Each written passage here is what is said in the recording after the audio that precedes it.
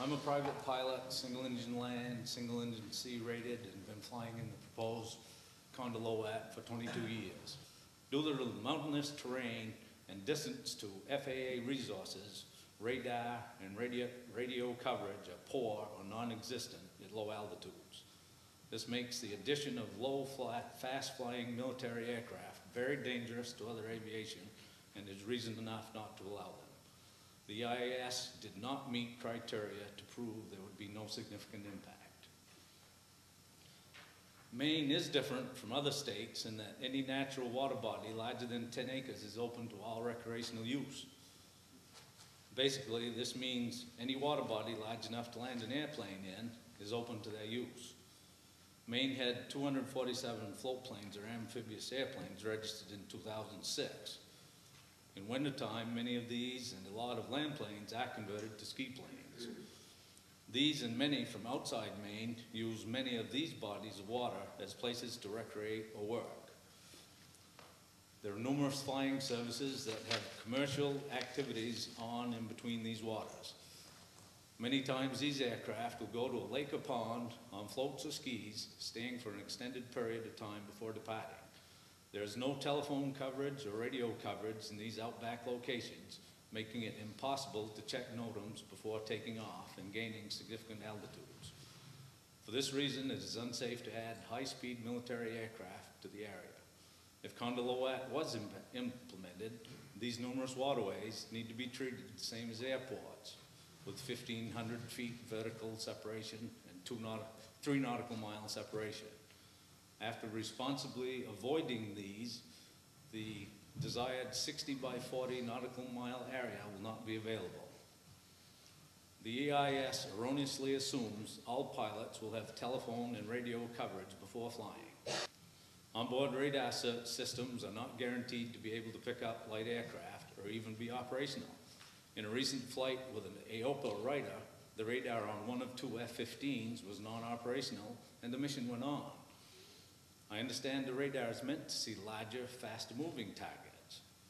Gliders, Piper Cubs, and other small aircraft may not have enough metal in them to even return a signal.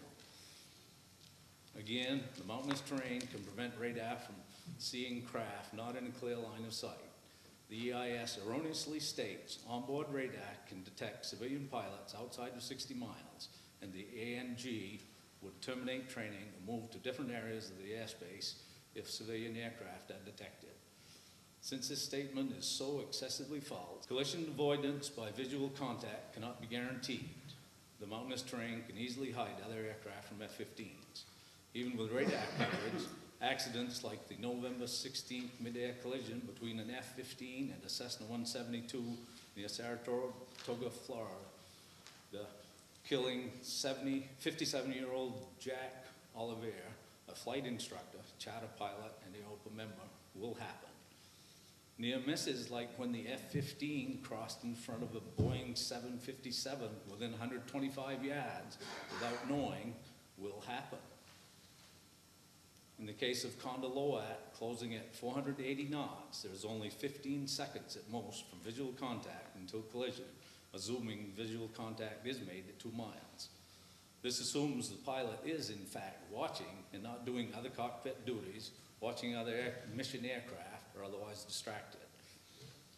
A National Transportation Safety Board safety recommendation dated July 7, 1994 discusses 3 accidents involving 3 military jets and general aviation aircraft on military training routes. In the case of the A6E and the AGCAT collision, they indicated 12.5 seconds of advanced visual contact was needed to prevent collision, when only 8.5 seconds was geometrically possible.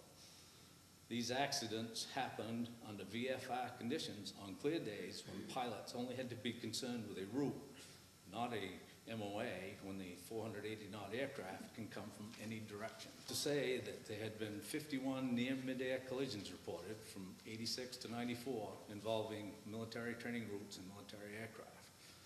Additionally, in the same period, 46 pilot reports were made to NASA's aviation safety reporting system. For these reasons, the addition of fast, low-flying military aircraft must not be allowed. Even if a collision is avoided, wake turbulence from fighters can take down a light aircraft. It is likely that an F-15 or other military plane could be on the same path or near the same path after entering from the other side of the terrain, leaving behind wake turbulence that could send the light plane to the ground.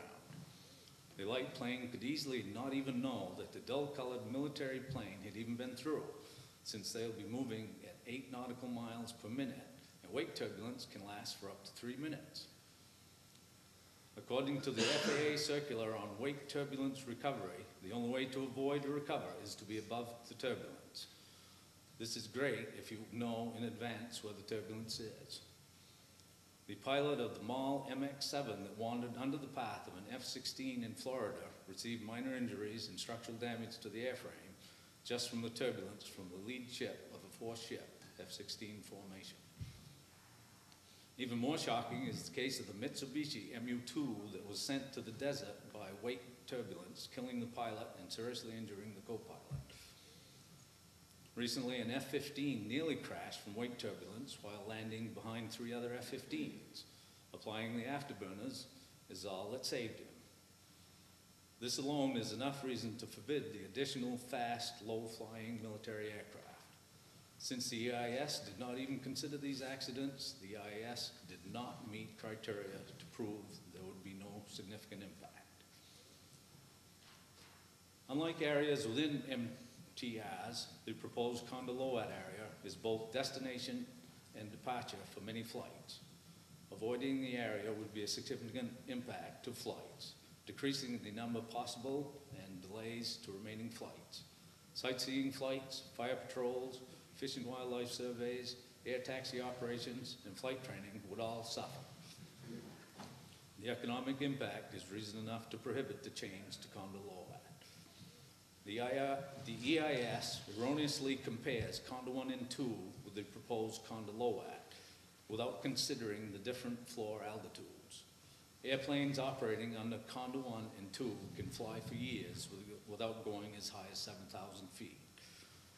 For this omission, the EIS did not meet criteria to prove there would be no significant impact. Fighter jets doing this training have historically had accidents in this area. An F-101B that crashed after a mid-air collision with a squadron mate lies on top of Mount Abram, just 3 miles from the regional high school. A T-33 F-102 mid-air collision put both airplanes into Flagstaff Lake. A KC-97 sits atop a mountain in Newry. Remains of a jettisoned full B-52 fuel tank corrode in the woods of Madrid, Maine. No effort has ever been made to clean up these crash sites.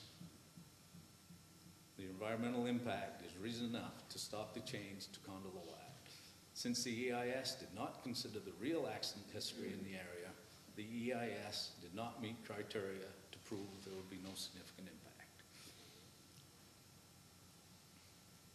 From October of '75 until March of 2001, at least 38 F-15s were involved in mid-air collisions, with 33 of these crashing, and another 75 F-15s crashing for other reasons. Thankfully, only 2 were lost to combat in that period. Seems we should be doing more combat. With limited research, I'm aware of an October 2004 mid-air collision off the coast of Japan, again with F-15s. It appears the EIS used chosen data for their own conclusions. Because the data used was carefully selected, the EIS did not meet criteria to prove there would be no significant impact. If Condor is approved and implemented, allowing any military aircraft to use it, we may well have the same environment as Rachel, Nevada does. They put out a list of crashes in town and close by, including 12 crash sites, 3 of which are F-15s. For safety and environmental reasons, Condor must not be implemented. For some reason, the EIS does not refer to Rachel, Nevada. This would be very important information. Due to omitting this information, the EIS did not meet criteria to prove there would be no significant impact. Maine is home to many large birds that fly the same airspace Condor is planning to use. Bald eagles and their nests are located all through the area. Ospreys are even more numerous. Turkey vultures have inhabited the area. These birds all fly at the same altitudes the F-15s are planning to use. Since bird strike avoidance cannot be guaranteed and bird strikes do take down F-15s, the addition of Condor must not be approved.